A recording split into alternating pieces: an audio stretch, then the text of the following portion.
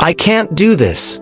Those 4 words shattered my entire world in front of 300 people. Welcome back, my friends and family. I'm sorry. This is part 2 of our beautiful story. If you haven't seen part 1 yet, I truly invite you to go back and experience the beginning of this emotional journey. But if you've already walked with us through part 1, then sit back, open your heart, and let's continue together, because what comes next will touch you even deeper. Here. His voice came from somewhere to my left. I'm here, baby girl. I'm okay. I crawled over to him, and we grabbed each other, holding on like drowning people. You're bleeding, he said, touching my forehead. So are you. We're alive. That's what matters. Sirens wailed in the distance. Police, fire trucks, ambulances. Damon was on his phone again, barking orders. I need eyes on all exits. Hawthorne and Sutton could have made it out. I want them found. Now. One of his tactical guys approached, soot-covered and limping. Sir, we saw 2 figures running from the east exit right before the blast. Could have been them. Track them. Use every resource we have. They don't get away with this. The guy nodded and disappeared. Damon came over to me and my father dropped to his knees beside us. Are you hurt? I'm sorry. His hands were gentle as he checked me over, looking for injuries. I don't think so. Nothing serious. He pulled me against his chest, and I felt him shaking. When that bomb went off, his voice broke. When I thought I might have lost you, but you didn't. I pulled back to look at his face. You saved us. We saved each other, he corrected.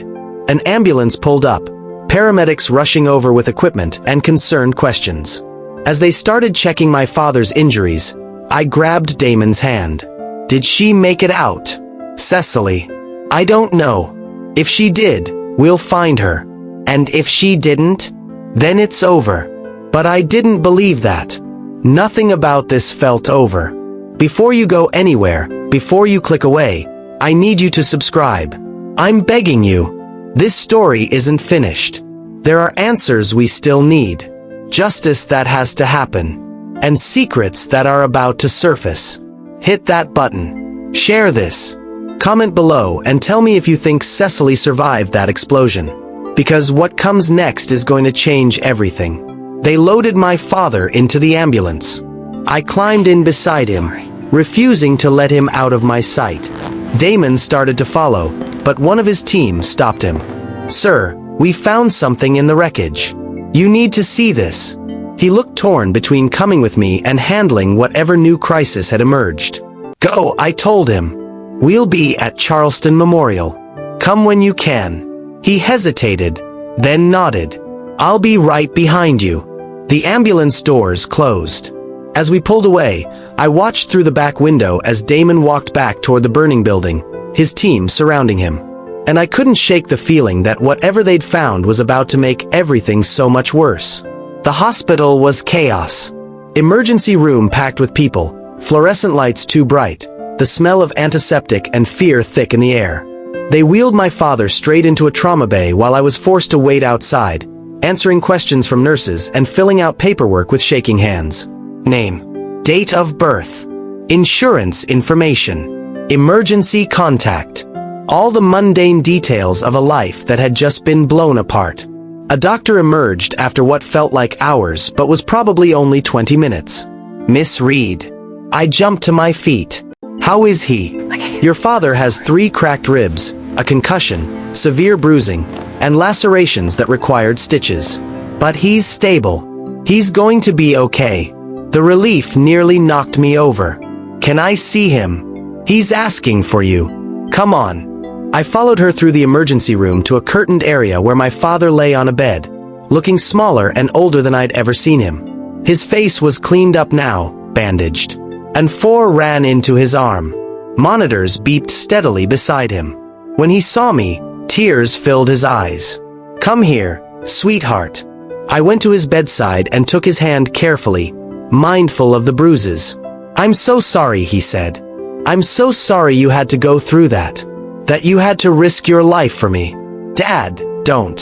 You would have done the same thing. In a heartbeat. But I'm your father. I'm supposed to protect you, not the other way around. The word father hung between us, heavy with new meaning. I know, I said quietly. About Harrison Carlyle. About the adoption. About everything. His face crumpled. Oh God. Naomi, I wanted to tell you so many times. Your mother and I, we argued about it for years. But Harrison made us promise. He had this whole plan, this timeline. He was going to tell you himself when you turned 25, bring you into his world gradually. And then he died and we didn't know what to do. So you just kept lying. We weren't lying. We were protecting you. He gripped my hand tighter. You are my daughter. Blood doesn't change that. I changed your diapers. I walked you to your first day of school. I taught you to drive. I was there for every moment that mattered. That's real. That's what makes me your father. I know. The tears I'd been holding back finally spilled over. I know that, Dad. But it still hurts. Finding out this way, from documents in a file instead of from you. It feels like my whole life is built on secrets. I understand. And I'm sorry. If I could go back and do it differently, I would. But I can't. All I can do is tell you the truth now and hope you can forgive me. A nurse poked her head in. I'm sorry to interrupt, but there's a Mr. Blackwell here asking about both of you. Should I send him in? My father looked at me. Your call, baby girl. Send him in. I'm sorry. Damon appeared a moment later, still covered in soot and ash, a cut across his cheekbone that hadn't been there before. But his eyes went straight to me, scanning for injuries with an intensity that made my breath catch. You're hurt, I said, pointing at his face. It's nothing. He barely glanced at it. You. Bumps and bruises. Dad's the one who took the beating. Damon turned to my father, and something passed between them. Man to man. An understanding I couldn't quite read. Thank you, my father said. For getting her out. For keeping her safe. You don't need to thank me for that. Damon's voice was rough. I would burn the world down before I let anyone hurt her. My father studied him for a long moment, then nodded slowly. Harrison was right about you. You're the real deal. I'm trying to be. A doctor entered, breaking the moment. Mr. Reed, we'd like to keep you overnight for observation. With the concussion and your age, we want to make sure there are no complications. My father started to protest, but I cut him off. You're staying. No arguments. He sighed but didn't fight. Fine. But you're going home. Getting some rest. You look like you're about to collapse. I'm not leaving you alone. I won't be alone. Your mother is on her way. She's been calling every 5 minutes. As if summoned, my phone buzzed. Mom. Again. I should take this. I stepped into the hallway, Damon following silently. I answered. Mom. Oh, thank God. Her voice was thick with tears. Baby, are you okay? Your father. I've been losing my mind. The news is showing footage of that factory explosion, and they're saying there were hostages, and I didn't know if you were safe or... We're okay, Mom. We're both okay. Dad's being kept overnight for observation, but he's going to be fine. She sobbed with relief. I'm 20 minutes away. I'm almost there. Drive carefully. We're not going anywhere. I love you so much, sweetheart. Love you too, Mom. I hung up and leaned against the wall, suddenly exhausted beyond measure. Damon stood close, not touching, but near enough that I could feel his presence. You found something, I said. At the factory. What was it? His jaw tightened. Tell me. 2 bodies. I'm sorry. Burned beyond recognition. We won't know for sure until the medical examiner does DNA testing, but based on location and preliminary evidence, we think one of them is Cecily Hawthorne. And the other, probably Marcus. Her hired muscle. He never made it out. What about Trevor? Still missing. My team tracked him to a car parked 3 blocks away, but by the time they got there, he was gone. So he's in the wind. For now. But he won't get far. Every law enforcement agency in the state has his photo. His credit cards are flagged. His known associates are being monitored. He'll surface, and when he does, We'll be waiting. I should feel relieved. Cecily was dead. The person orchestrating everything, gone. But all I felt was numb. It's really over, I whispered. The immediate threat? Yes. But there are still things we need to deal with. Like what? Like the fact that in 6 days, you turn 30 and inherit $3 billion. Like the fact that everyone who knew about that inheritance is now either dead or disappeared. Like the fact that you're about to become one of the most visible, vulnerable targets in the country. I can't think about that right now. I know. But soon, we're going to have to. A thought occurred to me. You said there were 2 bodies. You're sure one was Cecily? As sure as we can be without DNA confirmation. She was in the center of the building when the bomb went off. The blast radius alone. But you didn't actually see her die. Damon went very still. No, he admitted. We didn't. So she could have gotten out. Could have planted those bodies. Could have faked her death. It's possible. But unlikely. The explosion was massive. Naomi. The building collapsed. No one in that center room could have survived. But you're not certain. I'm never certain until I see a body identified by the coroner. Then we have to assume she's alive. We have to assume this isn't over. His phone rang before he could respond. He glanced at the screen, and his expression darkened. I need to take this. He stepped away, speaking in low, urgent tones. I watched him, this man who'd crashed back into my life with an army of cars and impossible declarations. This man who'd known about my secret inheritance for 2 years. This man who claimed to love me but had watched me from a distance instead of fighting for me. Did I trust him? Could I trust anyone anymore? He ended the call and came back, his face grim. What now? That was my head of security. Someone accessed Harrison Carlyle's estate files remotely 2 hours ago. During the hostage situation. What does that mean? It means Cecily had a partner. Someone working with her who wasn't at that factory. Someone who used the chaos as a distraction to hack into the one place that holds all the documentation of your inheritance. My heart started pounding again. What could they access? Everything. The will, the trust documents, the corporate structures, your identity, your location. All of it. So even if Cecily's dead, someone else knows. Someone else is coming for me. Yes. When? I don't know. Could be days. Could be hours. Could be. His phone rang again. A different tone this time. Emergency alert. He answered, listened, and went pale. What? I grabbed his arm. What is it?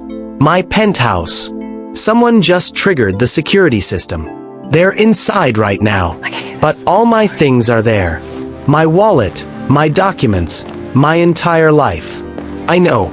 He was already moving toward the exit. I'm going there now. You stay here with your father. Like hell. I followed him. I'm coming with you. Naomi, it's not safe. Nothing about my life is safe anymore. I'd rather be in danger with you than sitting here waiting to find out what fresh nightmare is coming next. He looked like he wanted to argue. But he also looked like he understood. Fine. But you stay in the car. You don't come inside until my team clears the building. Understood. I nodded. We ran through the hospital, past startled nurses and confused visitors, out into the parking lot where one of his Teslas waited with a driver already in position. We jumped in the back, and the car took off before the doors even fully closed. ETA. Damon barked. 12 minutes. The driver responded. Make it 8. The car accelerated, weaving through traffic with precision that should have terrified me but somehow didn't. I was beyond fear now, living in some adrenaline-fueled state where nothing seemed quite real. Your mother, I said suddenly. Vivian. She forged that letter 5 years ago. She separated us. Does she know about the inheritance? Damon's jaw clenched. Yes. Could she be involved in this? No. He said it firmly. Absolutely not. My mother is manipulative and controlling, but she's not a criminal. She wouldn't kidnap or kill for money. Are you sure? Because from where I'm sitting, she's already proven she'll destroy lives to get what she wants. That was different. That was her trying to protect me from what she saw as a gold digger. This is organized crime, extortion, murder. She wouldn't. But he didn't sound as certain as his words suggested. The city blurred past the windows. Traffic lights, buildings, people living normal lives with normal problems. What I wouldn't give to go back to yesterday's biggest worry. Whether my wedding flowers would arrive on time. Whether my dress fit properly. Whether I was making the right choice marrying Trevor. Funny how none of that mattered anymore. 6 minutes, the driver announced. Damon's phone buzzed with a text. He read it, and something flickered across his face. Security footage shows one intruder. Female, wearing all black. She disabled the cameras 3 minutes ago, but we got a partial image before they went down. He turned the phone toward me. The image was grainy, captured from a weird angle, but clear enough to see. A woman in black tactical gear, face partially covered, moving through Damon's penthouse with purpose and precision. But I could see her eyes. Cold, calculating, familiar. That's impossible, I whispered. Damon's hand tightened on the phone. Because the woman in that image, the woman currently ransacking Damon's penthouse, was someone I'd seen die in an explosion less than 2 hours ago. Cecily Hawthorne was alive. And she was about to get everything she wanted. If you're still here, if you're still watching, subscribe right now. I'm not asking anymore, I'm begging. This story just took a turn that even I didn't see coming. Hit that like button, share this everywhere, and tell me in the comments if you saw this twist coming. Because we're about to enter the final act, and nothing is going to be the same. The Tesla screeched to a stop outside Damon's building. A luxury high-rise in the heart of Manhattan, all glass and steel and money. His security team was already assembled outside, 6 men in tactical gear, weapons ready. Status, Damon demanded as he jumped out. Intruder is still inside, the team leader reported. 82nd floor. Your private residence. She's moving through systematically, searching for something. Searching for what? The team leader handed Damon a tablet showing interior camera feeds that were still functioning. We think she's looking for these. The screen showed Cecily, definitely Cecily, alive and very much not dead, standing in Damon's office. The same office where I discovered the truth about my inheritance just hours ago. She was at the wall. The conspiracy wall. The one covered in documents and photos about me. She was photographing everything. She's documenting your entire investigation, the team leader said. Every piece of evidence you have on her operation, every connection you've made, all of it. She's building a counter case. For what purpose? Insurance. If you come after her, she releases everything. Makes it look like you're the one who orchestrated the kidnapping and explosion. She walks away clean while you burn. That's insane. No one would believe that. Wouldn't they? The team leader gestured at the screen. Billionaire with unlimited resources. Obsessed with a woman who rejected him years ago. He discovers she's about to inherit billions. He orchestrates an elaborate scheme to isolate her, make her dependent on him, position himself as her savior. It's not that hard to spin. My blood ran cold because he was right. That story would sell. The media would eat it up. Damon's face was carved from stone. How many exits does she have?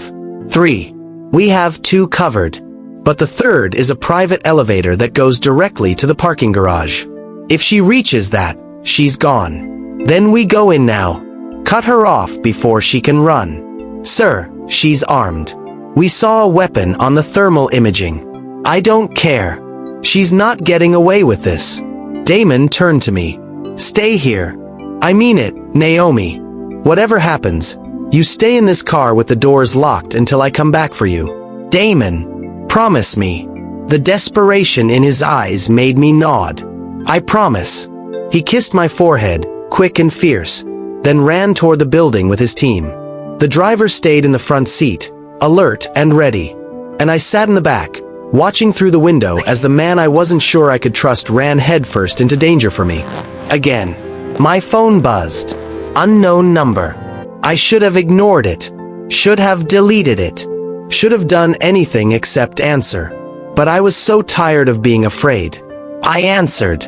Cecily's voice poured through the speaker, smooth and satisfied. Hello. Naomi. Enjoying the show? You're supposed to be dead. Disappointed? She laughed. Sorry to ruin the narrative. But I'm very much alive. And I'm about to be very, very rich. You won't get away with this. I already have. By the time Damon reaches his office, I'll be gone. By the time anyone realizes what happened, I'll be on a plane to somewhere without extradition. And in 6 days when you turn 30, I'll have everything I need to claim that inheritance was obtained through fraud and coercion. You can't do that. Watch me. I have documents, recordings, evidence that Damon Blackwell manipulated you, isolated you, used you. The court will side with me. And Harrison Carlyle's empire will finally belong to someone who deserves it. You're delusional. Am I? Or am I just better at this game than you? I'm sorry. You're 28 years old. Naomi. A nobody with a marketing job and a used Honda. What do you know about running a multi-billion-dollar corporation? What do you know about the kind of people who will come for you the second that inheritance is public?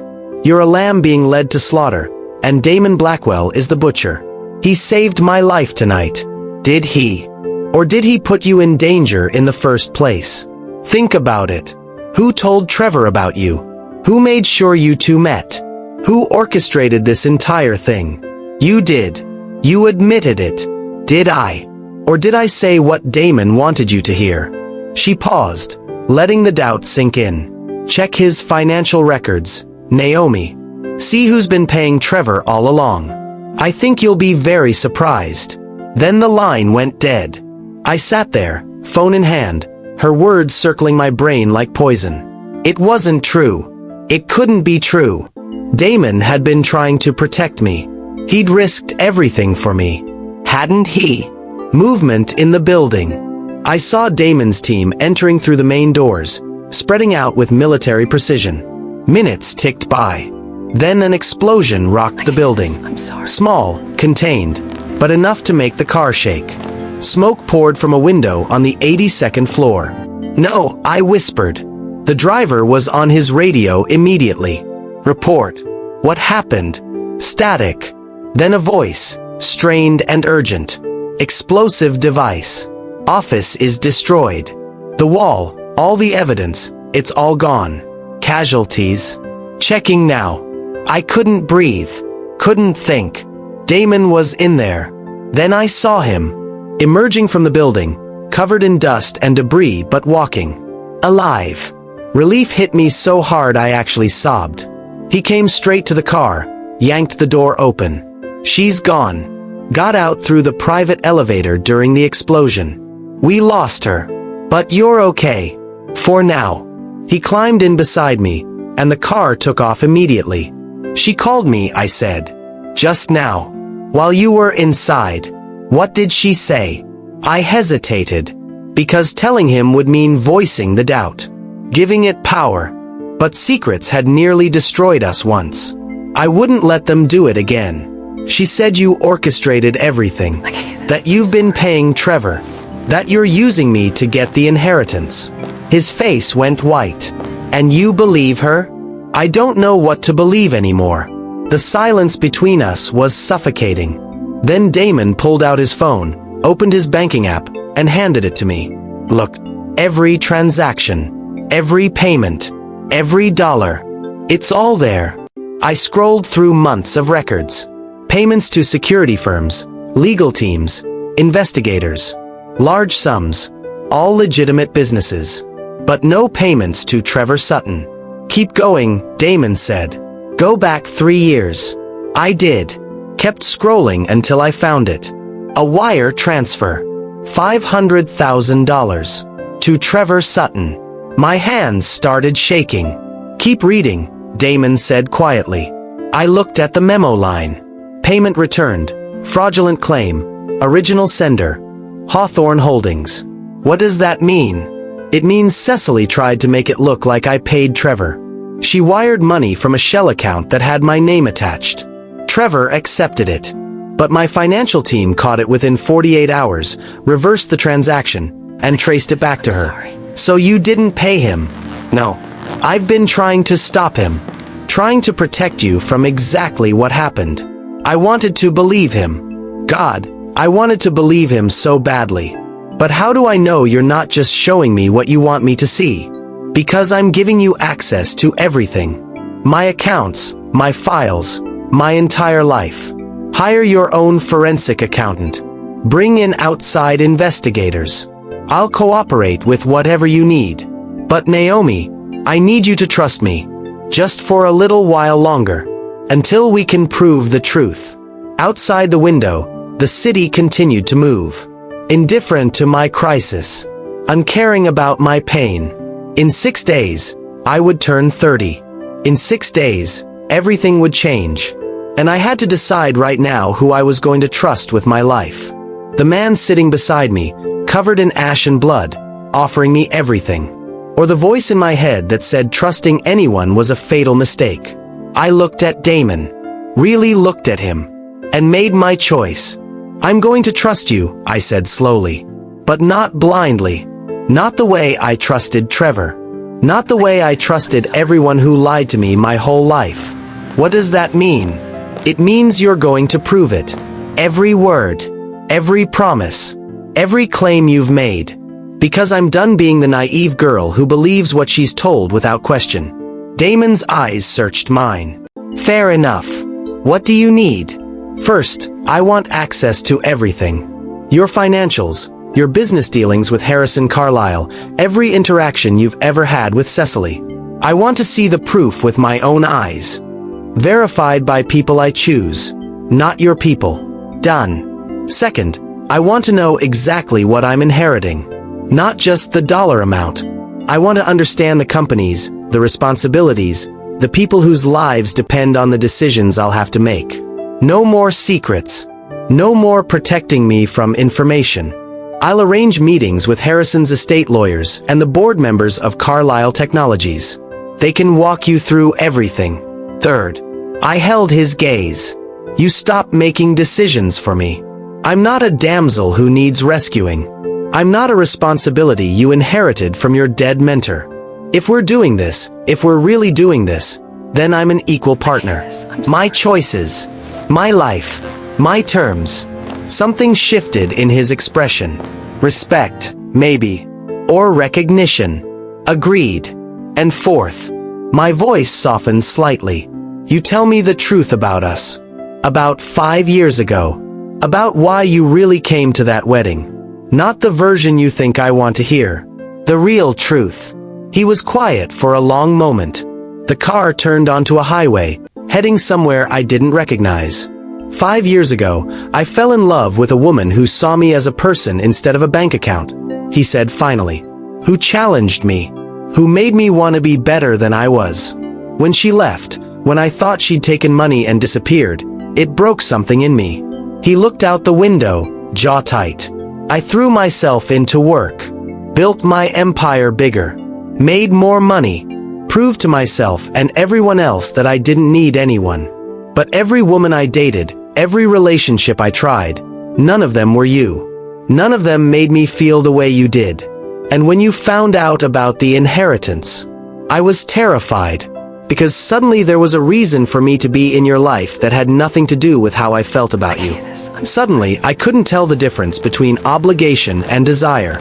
So I stayed away. Watched from a distance. Told myself I was honoring Harrison's wishes when really I was just afraid. Afraid of what? That you'd look at me the way you're looking at me right now. Like you can't tell if I'm your salvation or your destruction. The honesty in his voice cracked something open in my chest. I don't know what you are, I admitted. But I'm tired of being afraid. I'm tired of letting other people write my story. So whatever happens next, whatever we find out, we face it together. As partners. Not as savior and victim. He turned to look at me, and I saw the vulnerability there. The fear behind all that confidence and control. I can live with that. The car pulled up to a building I didn't recognize. Modern, sleek, in a part of the city that screamed money and discretion. Where are we? Safe house. One of several I own under different names. Cecily doesn't know about this one. No one does except my most trusted people. We got out, and Damon led me inside. The building had a private elevator that required both a key card and a fingerprint to operate. Security cameras everywhere. 2 guards in the lobby who nodded at Damon but didn't speak. The elevator took us to the top floor. The doors opened directly into a penthouse apartment that made his other place look modest by comparison. How many of these do you have? I asked. Enough. When you live the life I live, when you make the enemies I've made, you learn to have backup plans. And backup plans for your backup plans. The apartment was fully furnished, stocked, ready for occupation. Floor-to-ceiling windows overlooked the city, but they were treated with something that made them reflective from the outside. Privacy glass. There's a bedroom down that hall, Damon said. Bathrooms stocked with everything you might need. I'll have my assistant bring you clothes tomorrow. Tomorrow. Like we were just going to sleep and wake up and pretend this was normal. What happens now? Now we regroup. My team is tracking Cecily. Every airport, train station, bus terminal, they're all being monitored. She can't leave the country without us knowing. She's had 3 years to plan this. You really think she doesn't have a way out you haven't thought of? Probably. But I have resources she doesn't know about. Contacts in law enforcement, intelligence communities, private security networks across 6 continents. She's good, but she's not invisible. His phone rang. He glanced at the screen and his expression darkened. I need to take this. He walked to the far side of the apartment, speaking in low, urgent tones. I stood there in borrowed clothes, in a safe house owned by a billionaire, trying to process the fact that my life had become an actual thriller movie. My phone buzzed. A text from my mom. Your father is resting. They gave him something for the pain. He's asking about you. Are you safe? I typed back. I'm safe. With Damon. I'll explain everything tomorrow. Tell Dad I love him. Her response came immediately. I love you, baby. Please be careful. I will. Another text. This one from Paige. What the actual hell is happening? The news is showing your wedding venue, that factory explosion, and now they're saying you're missing? Call me. I smiled despite everything. Paige, my best friend since college, who'd been my maid of honor at a wedding that imploded spectacularly. I called her. She answered before the first ring finished. Naomi. Oh my God, are you okay? Where are you? What is happening? I'm okay. I'm safe. And it's a very long story. I have time. All the time. Start talking. So I did. I told her everything. The inheritance, Damon, Cecily, Trevor's betrayal being part of a larger conspiracy, the kidnapping, the explosion, all of it. She was silent for a full 10 seconds after I finished. So you're telling me, she said slowly, that you're secretly a billionaire heiress. Your ex-boyfriend from 5 years ago is in love with you and also a billionaire. Your groom was paid to humiliate you by his psycho ex-girlfriend, and now said psycho ex is trying to steal your inheritance and frame your billionaire boyfriend for orchestrating the whole thing? When you say it like that, it sounds insane. Because it is insane. Her voice hit a pitch only dogs could hear. This is not real life. Real life is boring jobs and bad dates and arguing about whose turn it is to buy toilet paper. I started laughing. I couldn't help it. The absurdity of it all just hit me. I know it's crazy. I'm living it and I still don't believe it. Okay. Paige took a breath. So what do you need? How can I help? Just, I don't know. Be normal. Remind me what normal feels like. Normal is me eating ice cream in sweatpants while watching reality TV and judging other people's life choices. You want to come over? I can't. I'm in hiding until they find Cecily. Then I'm coming to you. Where are you? Paige, no. It's not safe. I don't care. You just went through literal hell. You need your best friend. So send me the address or I'm going to call every billionaire safe house in the city until I find you. Despite everything, warmth flooded through me. This was real. Friendship that didn't care about money or inheritance or danger. Let me ask Damon. I walked over to where he was still on the phone. He glanced at me, held up one finger. I waited while he finished the call. What is it? My best friend wants to come here. She knows everything. I trust her completely. Naomi, the fewer people who know this location, the safer we are. I know. But I need her. I need something normal in this insanity. Please. He studied my face, then nodded slowly. I'm sorry. Fine. But she gets driven here by my security. She doesn't come alone, doesn't tell anyone where she's going, and her phone gets checked for tracking software before she enters the building. Deal. I went back to the phone. Paige, you're cleared. But there are conditions. I don't care if I have to strip naked and get cavity searched. I'm coming. 45 minutes later, after apparently the most thorough security screening of her life, Paige burst into the apartment like a hurricane. She took one look at me and burst into tears. Then we were hugging, both of us crying, holding on to each other like lifelines. Your dress, she sobbed. You were so beautiful, and that bastard just walked away, and I wanted to kill him with my bare hands. You should have seen what happened after you left. I saw. Everyone saw. It's all over social media. 200 Teslas and a billionaire declaring his love. It's literally trending. Oh God. Yeah. You're kind of famous now. In a weird, dramatic, reality show kind of way. That's just what I need. Damon cleared his throat. I'll give you two some privacy. I have calls to make. But don't leave this apartment. And don't post anything on social media. Not even a hint of where you are. Paige saluted him. Sir, yes, sir. After he left, she turned to me with wide eyes. Holy hell. Naomi. That man is gorgeous. Like, offensively attractive. How did you not mention this in college? I did mention him. You told me I was being dramatic about a rebound relationship. Okay, in my defense, you were crying over Chad the finance bro at the time, and I thought any man was an improvement. I didn't know we were talking about an actual romance novel hero billionaire who shows up with car armies. Despite everything, I laughed.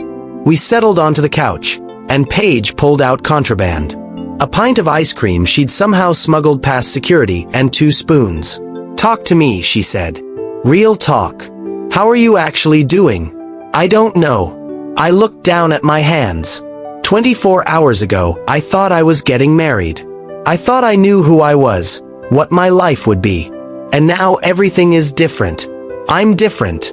Different how? Stronger, maybe? Or just more aware of how weak I was before. I let Trevor define me. Let his attention fill holes I didn't even know I had. I was so desperate to be chosen that I ignored every red flag. He was a professional con artist. Babe, you're not weak for falling for a professional. Maybe. But I'm also tired of being a victim. Tired of things happening to me instead of me making things happen. So what are you going to do? I'm going to take control of the inheritance of my relationship with Damon, of my whole life. No more waiting for someone else to decide my value. Paige raised her ice cream spoon in a toast. Hell yes. That's my girl. We ate ice cream and talked about everything and nothing. She told me about her terrible dates from the last few months. About her promotion at work. About normal life things that felt like medicine. But eventually she had to ask. So, Damon, are you guys like, together?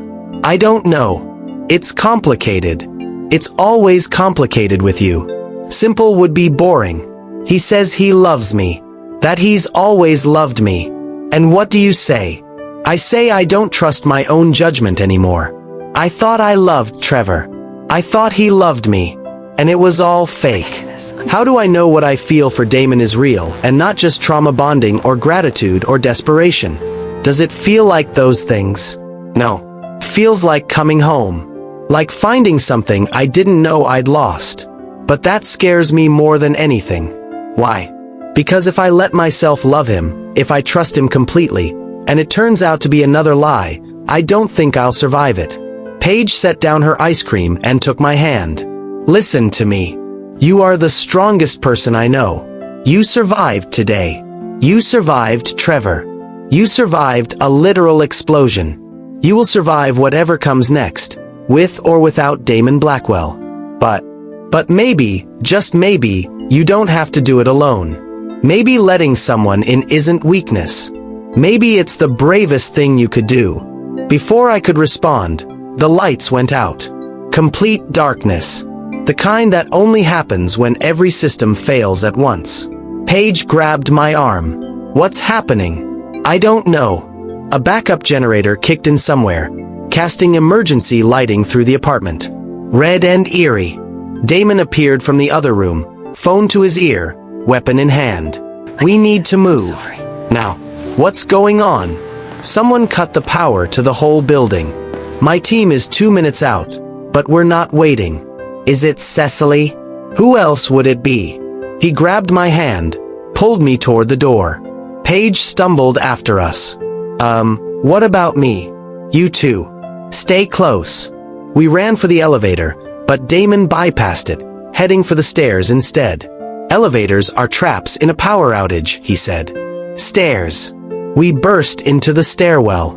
Emergency lighting here too, but dimmer. Our footsteps echoed. Down or up? I asked. Down. My team is coming from below. We meet them halfway. We started descending, flight after flight, Paige breathing hard behind me. Then we heard it. Footsteps above us. Coming fast. Damon stopped, held up a hand. Listen. Multiple sets of footsteps. At least 3 people. Go, he whispered. Faster. We ran. Down and down, the stairs seeming endless. A gunshot cracked through the stairwell. The bullet hit concrete somewhere above us, ricocheting. Paige screamed. I'm sorry. Keep moving. Damon returned fire, the sound deafening in the enclosed space.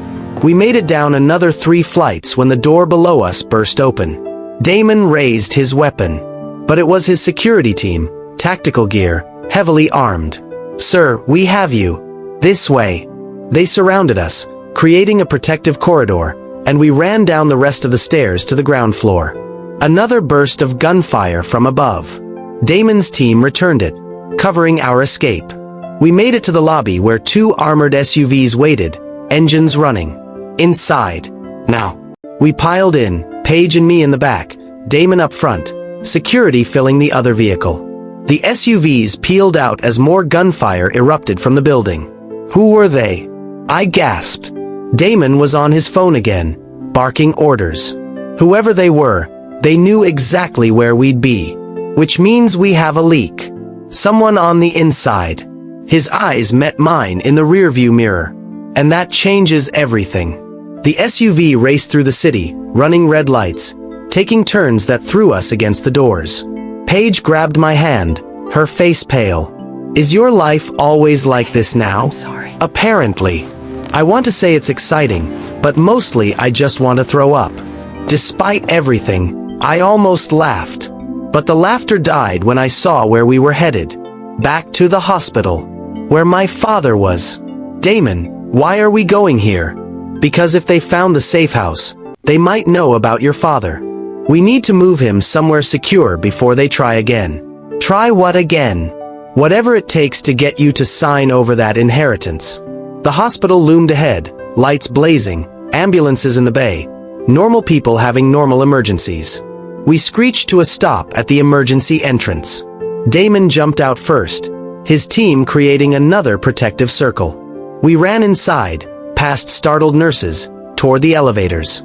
What room? Damon demanded. 4th floor. Room 412. The elevator seemed to take forever. When the doors finally opened, we ran down the hallway. Room 412 was at the end. The door was closed. I reached for the handle, but Damon stopped me. Let me go first. He pushed the door open slowly, weapon ready. The room was dark. Too dark. He flipped on the light. The bed was empty. Sheets thrown back. 4 stand knocked over. Signs of a struggle. And on the pillow where my father's head should have been, a note. I grabbed it with shaking hands. You have something I want. I have something you want. Let's make a trade. Tomorrow.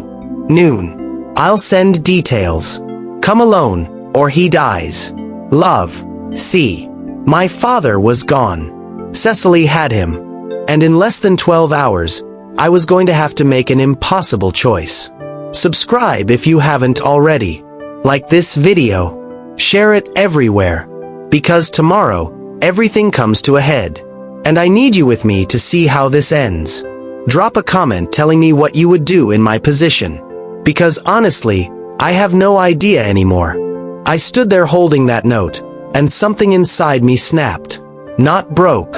Snapped into place. I was done being hunted. Done being the prize in someone else's game. Done being afraid.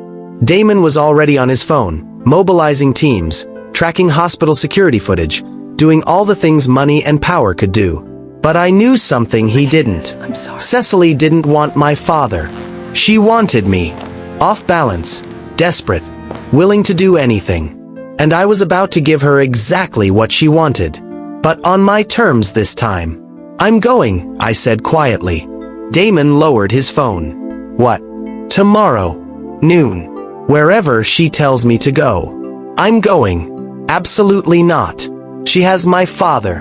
And walking into her trap gets you both killed. Maybe. Or maybe she's expecting the terrified girl who walked into that factory yesterday. Maybe she's not expecting who I actually am. And who is that? I met his eyes. Harrison Carlyle's daughter. Something shifted in the room. In me. For the first time since this whole nightmare started, I felt clear.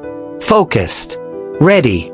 Tomorrow, Cecily Hawthorne was going to learn that she'd made a fatal miscalculation. She thought I was weak. But weakness was just a mask I'd been wearing my whole life. And I was done pretending. The hospital security footage told a story I didn't want to believe. 2 orderlies entered my father's room at 11:43 p.m. They wore proper uniforms, had the right badges, moved with the casual efficiency of people who belonged there. They checked his vitals, adjusted his 4, and wheeled him out for what the chart said was additional imaging. Except there was no imaging scheduled. And those orderlies didn't exist in the hospital's employee database. Professional, Damon's security chief said, rewinding the footage again. They knew the protocols, the shift changes, exactly when to move. This wasn't improvised. This was planned down to the minute. How long have they had him? I asked. Based on the timestamp, almost 3 hours. 3 hours. My father had been in Cecily's hands for 3 hours while I was eating ice cream and talking about normal life with Paige. The guilt was crushing. This isn't your fault, Paige said quietly beside me. She was still here, refusing to leave despite the danger. You didn't know. I should have posted security on his room. I should have anticipated this. Damon crossed his arms. I should have anticipated it. I got complacent. Thought the immediate threat was over when the factory exploded. We all got played, I said. That's what Cecily does. She's always 3 moves ahead. Not anymore, Damon's security chief said. We've got every camera in the city scanning for those fake orderlies.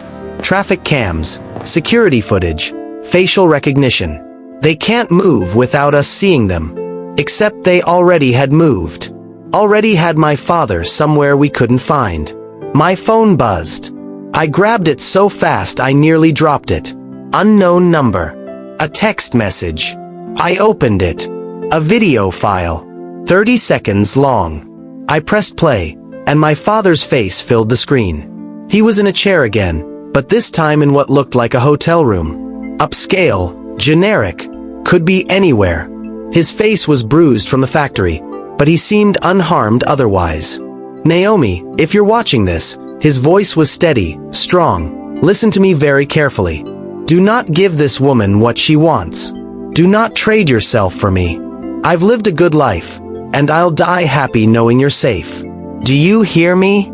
Don't come. The camera shifted, and Cecily's face appeared. She was cleaned up from the factory, wearing fresh clothes, looking completely in control. How touching, she said. Unfortunately, Naomi doesn't get to make that choice. Tomorrow, noon, I'll send you a location. You come alone, you sign the documents I provide, and your father goes free. You bring backup, you refuse to sign, or you try anything clever, and he dies. Simple as that. She leaned closer to the camera. And Naomi, I know you're with Damon right now. I know he's telling you he can protect you, that his security team can save the day. But here's the thing about men like Damon Blackwell. They think money and power solve everything. They think they're invincible. But everyone has a weakness. Everyone has something they can't control. She smiled. You're his weakness. And tomorrow, you're going to prove it. The video ended. I played it again. And again. Looking for clues. For anything that might tell us where they were. The hotel room was deliberately generic. No windows visible. No identifying features. Nothing. We can trace the message, Damon said. Find out where it originated. She'll have used a burner phone with location spoofing, his security chief said. But we'll try. I sat down hard on one of the hospital chairs. My legs wouldn't hold me anymore. She's right, I said quietly. About what? Damon knelt in front of me. About you. About your weakness. She's using me to get to you as much as she's using my father to get to me. So what? You think I should walk away? Let you handle this alone? No. I think we need to stop playing her game and start playing ours. What does that mean? I looked at him, at Paige, at the security team watching us with professional detachment. It means we give her exactly what she wants. Me, alone. Signing documents. Except we make sure those documents are worthless. We make sure she thinks she's won right up until the moment we take everything from her. You want to set a trap, the security chief said. I want to end this. Once and for all. Damon's jaw clenched. Too risky. If anything goes wrong, if she realizes what we're doing, then I'll improvise. But doing nothing isn't an option. Waiting for her next move isn't an option. My father is running out of time. We don't even know what her endgame is, Paige interjected. Like, okay, she gets you to sign papers. Then what? She just lets you and your dad go? She's killed people. She blew up a building. Why would she leave witnesses? She's right, Damon said. Cecily's planning to kill you both the second she has what she wants. Which means whatever trap we set, it has to account for that. So we make the documents real, I said slowly, the plan forming as I spoke. We make them legitimate enough that she believes she's won. But we build in a failsafe. Something that reverses the transfer after a certain amount of time. Or requires additional verification. Something that gives us leverage even after she thinks she has everything. The security chief pulled out a tablet. I can have our legal team draft something. But it'll need to be convincing. Cecily's smart. She'll have lawyers review every word. Then we make it complicated enough that it takes time to review. Time we can use to track her. To find where she's holding my father. To get into position. This could actually work, Damon said. But it requires you walking into danger. Again. And I hate that. I hate it too. But I hate the alternative more. He looked at me for a long moment, and I saw the war happening behind his eyes. The desire to protect me versus the understanding that I wasn't asking for permission. Okay, he said finally. We do this your way. But with conditions. Always conditions with you. You wear a tracker. Something she can't find easily. Something that'll lead us to you no matter where she takes you. Fine. And you don't sign anything until I give you the signal that we're in position. You stall as long as possible. How will I know when you're in position? He pulled out his phone, opened an app one didn't recognize. This is connected to a network of devices my team will have in place. When we're ready, you'll feel your phone vibrate 3 times in quick succession. That's your signal. What if she takes my phone? Then you count to 60 and sign anyway. Because that means something's gone wrong and your priority is staying alive long enough for us to reach you. The fear tried to claw its way back up my throat, but I pushed it down. I'd made my choice. I was seeing this through. What about me? Paige asked. What can I do? You stay somewhere safe, I said. Far away from all of this. Hell no. I didn't come this far to sit on the sidelines. Paige, I can help. I don't know how yet, but I can. I'm sorry. I'm smart, I'm resourceful, and I'm not leaving you alone in this. She's actually right, the security chief said. We could use someone Cecily doesn't know about. Someone who could be in position as a civilian, eyes on the situation without raising suspicion. Absolutely not, Damon and I said simultaneously. I'm doing it, Paige said firmly. You can argue, but I'm doing it. So you can either use me effectively or I'll just show up and wing it. You're the most stubborn person I've ever met, I said. Takes one to know one. Despite everything, I smiled. The next few hours were a blur of preparation. Lawyers arrived at the hospital, setting up a makeshift war room in a private conference area. They drafted documents that looked legitimate but contained enough legal landmines to be challenged later. Escape clauses buried in subsections. Verification requirements that seemed standard but were actually impossible to fulfill. Meanwhile, Damon's tech team worked on the tracker.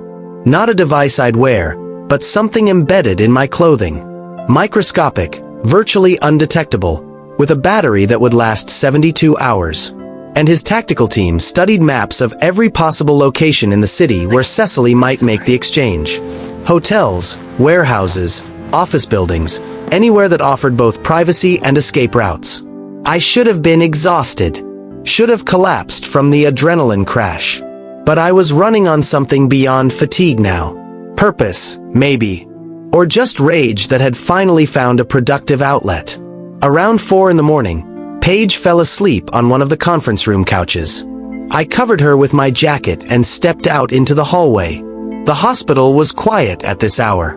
Just the hum of machines, the occasional beep of monitors, the soft footsteps of night shift nurses. I walked to the chapel. I'm not particularly religious, but I needed a moment of silence. A moment to think. The chapel was empty. Small, non-denominational, with simple wooden pews and soft lighting. I sat in the back row and let myself feel everything I'd been pushing down. Fear for my father. Anger at Cecily. Confusion about Damon. Grief for the simple life I'd thought I was going to have. And underneath it all, a question I'd been avoiding. Who was I now? Not the girl who worked in marketing and worried about rent. Not the naive woman who'd almost married a con artist. Not even the secret heiress I'd been for the last 24 hours. Someone new. Someone I hadn't fully met yet. The chapel door opened behind me. I didn't need to turn around to know it was Damon. He sat beside me, not touching, just present. Can I ask you something? I said after a long silence. Anything. When you found out about the inheritance, when you discovered I was Harrison's daughter, did it change how you felt about me? He was quiet for so long I thought he might not answer. Then he said honestly, yes. My heart sank. It made me terrified, he continued. Because suddenly you weren't just the woman I loved and lost. You were the daughter of the man who saved my life. You were an obligation, a responsibility, a promise I'd made to a dying friend. And I didn't know how to separate those things. Didn't know if what I felt was real or just guilt dressed up as love. And now I know the difference. Because if this was just about honoring Harrison's wishes, I would have assigned bodyguards and lawyers and let them handle everything. I wouldn't be here at 4 in the morning, terrified that tomorrow I'm going to lose you before I ever really get you back. I finally looked at him. He looked exhausted, vulnerable, human. I don't know if I can love you, I said. Not yet. Not after everything. But I think I want to try. When this is over. When I can think clearly and my father's safe and I'm not running for my life every 12 hours. That's all I'm asking for. A chance. His hand was on the pew between us. I reached over and laced my fingers through his. We sat there in the quiet chapel, holding hands like teenagers, while the city slowly woke up outside. Tomorrow, everything would come to a head. Tomorrow, I'd face Cecily Hawthorne and either save my father or lose everything. But for right now, for these few stolen moments, I let myself just be. A woman holding the hand of a man she might love. In a chapel. At dawn. Finding something like peace. If you're still with me, If you've made it this far in this story, do me a favor. Hit that subscribe button. Share this with someone who needs to see it. Leave a comment telling me what you think happens next. Because we're almost at the end, and I need to know you're here with me. The sun rose slowly over the city. By 6 a.m., I was back in the conference room reviewing the documents for the 10th time. The lawyers walked me through every clause, every hidden trap, every piece of leverage we'd built in. By 8 a.m., Damon's tactical team had identified 12 most likely locations for the exchange and had teams ready to deploy to each one the second we got the location. By 10 a.m., the tracker was sewn into the lining of my jacket, invisible but active. I could see the signal on Damon's tablet, a steady blue dot marking exactly where I was. By 11 a.m., my phone buzzed with a new message. Pier 47. South Warehouse. Noon. Come alone. Damon's team exploded into action. Maps pulled up, routes planned, positions assigned. They'd be there, surrounding the warehouse, ready to move the second I gave the signal. Paige hugged me so tight I could barely breathe. Margaret Chen leaned forward. He was a good man, she said softly. Demanding, sometimes impossible, but good. And he talked about you constantly in those last years. Wondering what you were doing, who you were becoming. He wanted so badly to know you. Why didn't he? I managed. Why did he stay away? Because he was dying, Robert Sterling said bluntly. And he didn't want your last memories of him to be hospital rooms and medical equipment. He wanted you to remember him strong, capable, not the shell he became at the end. It was a gift, Margaret added. Maybe a selfish one, but he meant it with love. Howard cleared his throat. Shall we proceed with the formalities? The next hour was a blur of legal language and documents. Signatures on pages I tried to read carefully but mostly just trusted were correct. Transfers of stock, property deeds, banking authorizations, corporate governance documents. With each signature, I felt the weight of it, the responsibility, the power, and the freedom. At exactly noon, Howard set down his pen and smiled. Congratulations, Ms. Reed. You are now the majority shareholder and controlling interest holder of Carlyle Technologies, along with various subsidiary holdings and assets totaling approximately $3.2 billion. The room was silent. $3.2 billion. More than I'd thought. More than I could process. What happens now? I asked. Now, Margaret said, you decide what kind of leader you want to be. I looked at the faces around the table.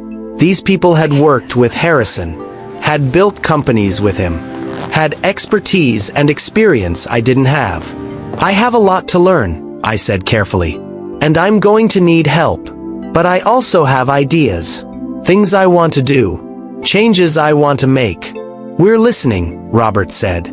I took a breath and started talking about education programs for underprivileged kids who wanted to get into tech. About funding for women entrepreneurs. About using Carlyle Technologies' resources to solve problems instead of just making profit. Some of what I said was naive. I could see it in their faces. But some of it landed. Made them sit up straighter. Made them nod. By the time I finished, Margaret was smiling. You're definitely Harrison's daughter, she said. The meeting wrapped up with plans for another session the following week, where I'd meet the full board and start learning the actual business operations. As we left the building, I felt lighter. Terrified still, but lighter. Damon walked beside me to the car. You did well in there. I had no idea what I was doing. They know that. But you showed them you care. That you're willing to learn. That's what matters. I'm sorry. We got in the car, but I told the driver to wait. There's something I need to do first. Where to? My parents' house. I need to talk to my dad. 20 minutes later, I was sitting in my childhood living room with my father. My mother had made tea and then tactfully disappeared to give us privacy. I signed the papers, I said.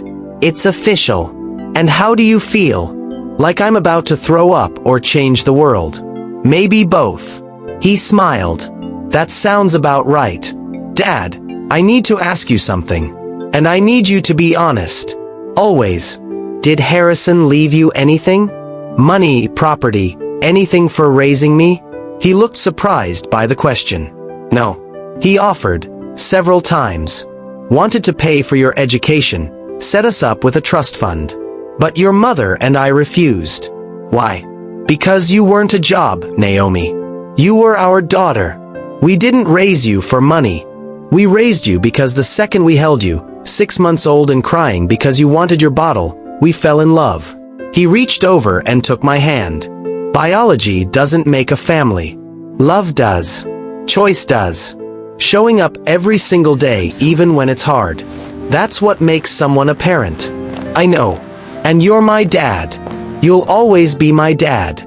But I also need to honor Harrison. To acknowledge what he gave me, even if I never knew him. So what are you going to do? I'm going to build something he'd be proud of.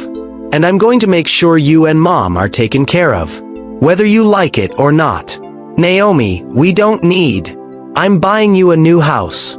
One without stairs, so Dad doesn't have to worry about his knees. And I'm paying off every debt you have. And you're going to let me because I'm rich now and I can do what I want. He laughed, tears in his eyes. You're so stubborn. I learned from the best. We sat together in comfortable silence, and I felt something settle in my chest. A certainty I hadn't had before. I knew who I was now. Daughter of Gordon and Susan Reed, who raised me. Daughter of Harrison Carlisle, who gave me the tools to build a legacy. And most importantly, myself. Naomi. Just Naomi. That night, Damon took me to dinner. Not somewhere fancy or public. A small Italian restaurant in a neighborhood most billionaires would never visit. Why here? I asked. Because this is where Harrison proposed to your mother, Patricia. Right at that table in the corner. How do you know that? He told me. One night when we'd been drinking and he got nostalgic. He said it was the best decision he ever made, even though he only got a few years with her.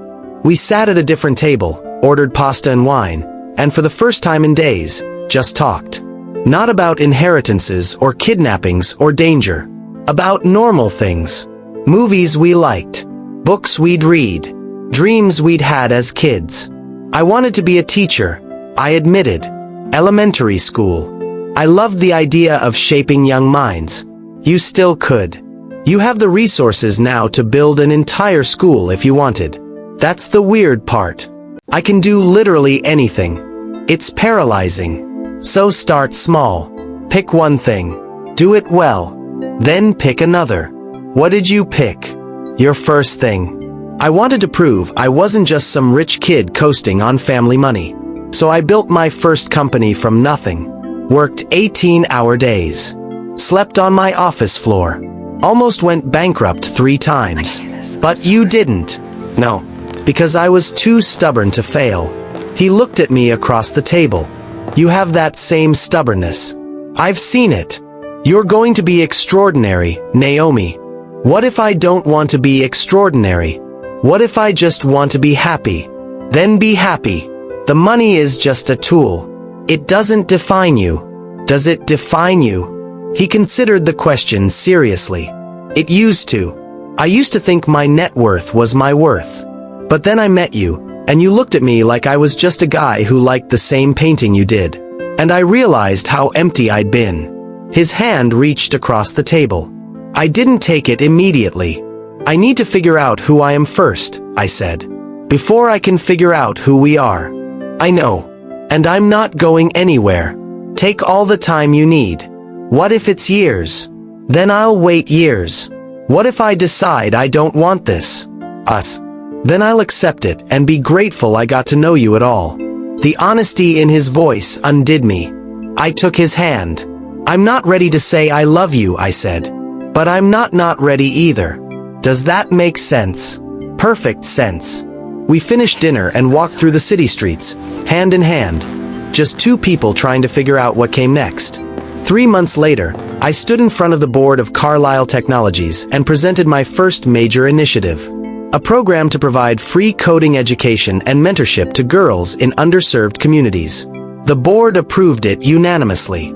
6 months later, I attended my first tech conference as CEO. gave a speech about women in technology and using wealth for social good. The standing ovation lasted 3 minutes. 9 months later, I cut the ribbon on the first Carlisle Learning Center in Charleston. My parents were there. Paige was there. Damon was there, standing in the back, watching with pride. And 1 year after inheriting, I stood on a stage at a women's entrepreneurship conference and told my story. A year ago today, I said to an audience of 2,000 women, I was supposed to get married. My groom walked out mid-vow, humiliating me in front of everyone I knew. I thought my life was over. I thought I was worthless. I paused, looking out at all those faces. I was wrong, because that humiliation led me here. Led me to discover who I really am. Led me to understand that my value doesn't come from who chooses me, but from who I choose to be. The crowd was silent, hanging on every word. Some of you are in bad relationships. Leave. Some of you are in jobs that undervalue you. Quit. Some of you have dreams you're afraid to pursue. Start.